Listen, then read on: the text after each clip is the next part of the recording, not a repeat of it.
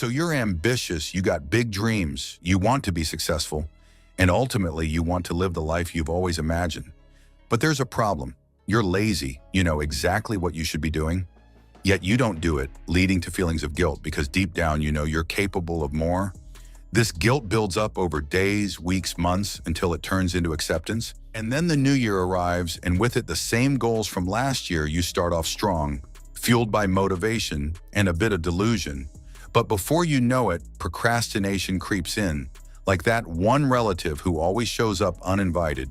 Your lingering procrastination turns into a daily cycle of laziness. And before you know it, you've labeled yourself as a lazy person. So how do we break this cycle and break free from procrastination?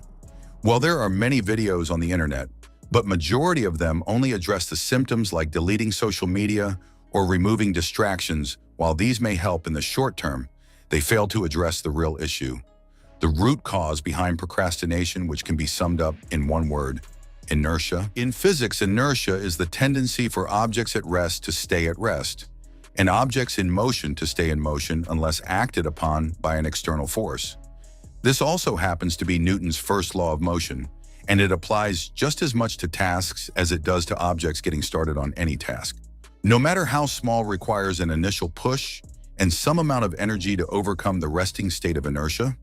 And this precisely is the issue. We make this initial push so big and difficult in our minds that instead we just avoid the task entirely and distract ourselves with cheap dopamine-inducing activities. So to break procrastination, we need to break inertia.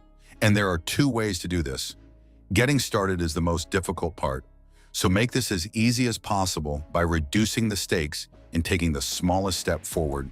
Example, if you tell yourself, I need to sit down and complete my 5,000-word essay, the inertia is too strong as the stakes are so high.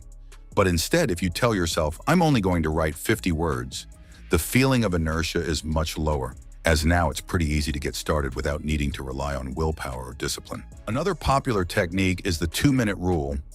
If you don't feel like doing the work, just tell yourself you'll do it for 2 minutes and then stop should you wanna. For example, you don't feel like cleaning your room.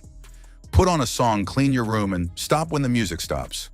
The best part is usually you'll continue longer than 2 minutes, or you'll end up writing more than 50 words. And this is because objects in motion stay in motion, meaning once we get started, we start gaining momentum, and this momentum keeps us going for longer. Initially, it's like pushing a ball uphill, but once we pass the point of inertia, it's downhill from there. And that's why it's important that the initial push is small and easy. In other words, reduce the stakes and start with just 2 minutes. You can apply these two methods to any area of your life to overcome procrastination, whether that's getting to the gym, working on your side hustle, maintaining your relationships, or pretty much anything you can think of. As Martin Luther King once said, you don't have to see the whole staircase. Just take the first step.